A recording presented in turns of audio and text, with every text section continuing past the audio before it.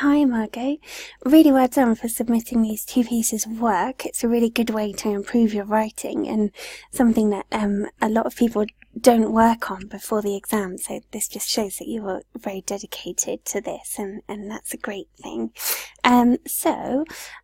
Let's have a look at your first task, which was your letter about the homestay programme. I can see first of all that it is it's in a letter format, which is great. So you've understood the question appropriately and you've said it out as a letter, so really good. Dear Sir or Madam is a great way to start as well, so the appropriate greeting. What we would say is Dear Sir or Madam is followed by a comma, so not a colon at the end, but a comma. And let's have a look at what you've written. So, my name is Margot, I'm 30 years old and I live in Auckland, New Zealand. As you might already know, I'll be visiting the UK for an English and homestay programme, and your family will be my host. I'm writing to you as my departure trip date is next week, and I've got a few questions in regards to the UK. Okay, well done. Fantastic start to the letter. It's good you've outlined who you are, where you are, what you are writing for, so no issues there at all. Just checking that last sentence, I'm writing to you as my departure date. My departure date is next week, and I've got a few questions in regards to the UK. Yeah, great, well done. So next, the first question is about the airport. Full stop there.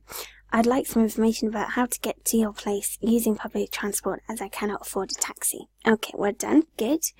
I know that winter tends to be quite cold over there instead of here, there.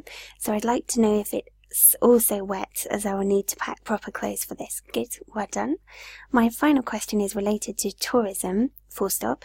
I'd like to make the most out of this day, so I'd greatly appreciate it if you could send me some information about places to visit and maybe your own opinion on what I shouldn't miss. Fantastic, well done. Really good phrase there on what I shouldn't miss is really good.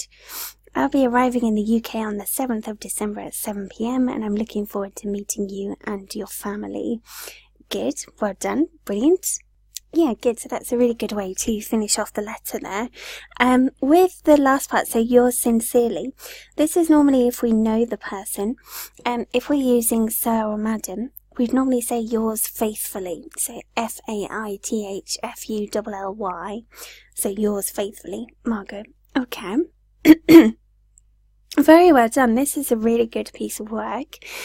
You've done everything that you needed to do. Your language is of a high level, which is great. There are a few mistakes, and the ones there are that we've corrected. The rest of it is really, really good. So very well done. A great piece of work, and one you should definitely be very proud of.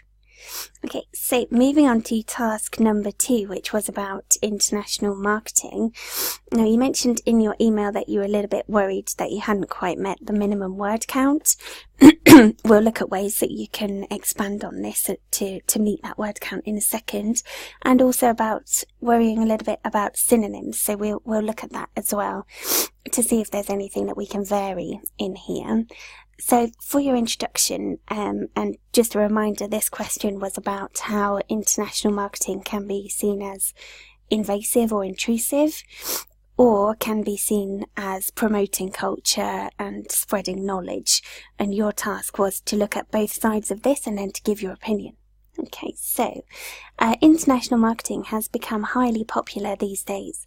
While some will consider it invasive, others will state that it promotes cultural and knowledge spread. This essay will discuss in detail both views and give an opinion on the subject. Okay, good. So, first of all, international marketing. Marketing needs a lowercase m there. And good, international marketing has become highly popular these days. Okay, while some consider it invasive, others will state that it promotes cultural what? So what were you aiming for here? Cultural education, for example? Or could it be it promotes learning about different cultures and spreading knowledge, we could say? This essay will discuss, comma, in detail, comma, both views, and give an opinion on the subject. Okay. Okay, good. So it's quite a short introduction, but that's not necessarily a problem. You've stated what the question is about. You said what this essay will do, so this is good. You could possibly expand slightly on your description of or outlining of the question if you wanted to, but it's not a problem to have a shorter introduction, as that gives you more of a word count for your main part, which arguably is the most important. So, despite the fact that cultures can differ vastly from one country to another, international marketing has succeeded in targeting all these different cultures and use the same marketing techniques to sell a product or a service. By doing this, it implies that these targeted countries' preferences will be generalized, therefore they will be influenced in the same way. This marketing technique could influence and shape the minds of people that have different ways of thinking and living. Because of this, international marketing can be considered intrusive and invasive. Okay, good. Now this is a good paragraph in terms of the fact that you've outlined that international marketing has to be kind of a blanket form of marketing for all of these different cultures. So it has to be essentially the same but across many different countries. This is good. So by doing this, it implies that targeted countries' preferences will be generalized. Good. So this point on generalization is really key. Good. And then you've mentioned how it could shape the minds of people. What is missing in this paragraph is an example. Okay. So, for example, is there a company that you can think of that has done this, perhaps in your own country or in a different country that you know of? Is there evidence in an example country of how international marketing is influencing and shaping the minds in a negative way, for example? So using an example is really key here. That could either be that you've found a statistic that you remember, or because in the exam you obviously won't have access to specific statistics and so on. It could be an example that you can think of. So a very famous company that has changed the way people do things in different countries through marketing in particular. Okay, so that is what is missing in this paragraph, because the other parts are really good, and it's good to see that you've got this part at the end that links back to the question, which is a really good skill to have. What I would say is at the beginning of your paragraph, also outline whether you are talking about the positives or the negatives of international marketing here, just to signpost your examiner. So, because we're looking at both views and the question tells us to look at both views, it's key to show the reader which one you're looking at first and then counteract that with the opposite in the next paragraph. Okay, so here, acknowledge early on whether you're looking at the positives or the negatives of international marketing and include some examples, okay, or an example. That will make your paragraph slightly longer, helping you to reach the word limit, and also will make it a nice, well-rounded paragraph too. Okay.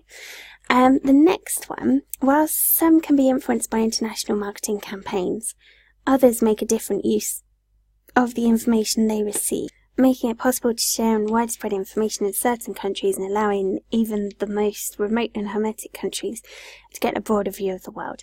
Okay, now this is not a full paragraph, so just like you had before, we need to follow 3 steps in a paragraph. The first one is to give our point, or to outline what our idea in this paragraph is, then to give some evidence for that point, and then to explain it or to kind of conclude it and relate back to the question. So here you have done the first part, which is to outline. So others make a different use of the information they receive. I would use a full stop there. Next, you need to explain how they use this information differently. So is it that they use this information to learn more about culture? Is it that they learn new languages through international marketing? Is it the increase in jobs, etc.? Then you need to give an example.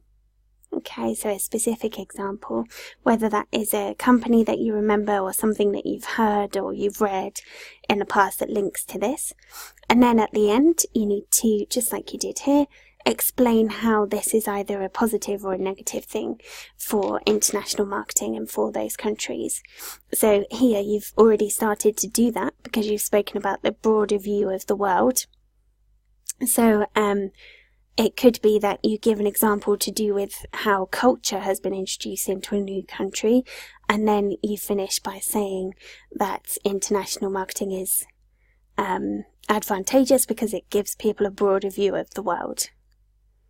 Okay, so when you said about your word count, I think this is where we're missing a lot of that word count, is through having the example of how people are influenced in a positive way through international marketing and explaining why this is a good thing for different countries, why this supports the fact that international marketing is not invasive or intrusive.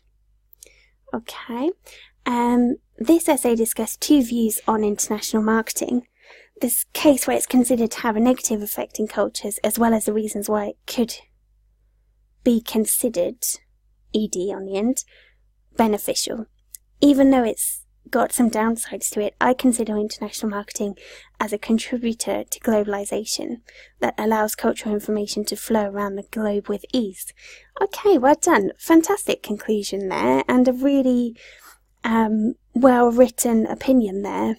Okay, so you've acknowledged both sides, you've said what this essay has done, and then you've given a really informed opinion at the end too, so that is great.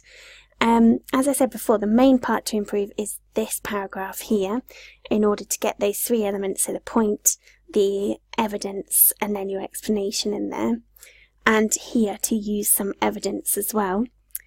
In terms of synonyms, it seems as though you've varied your language quite well in this piece of writing.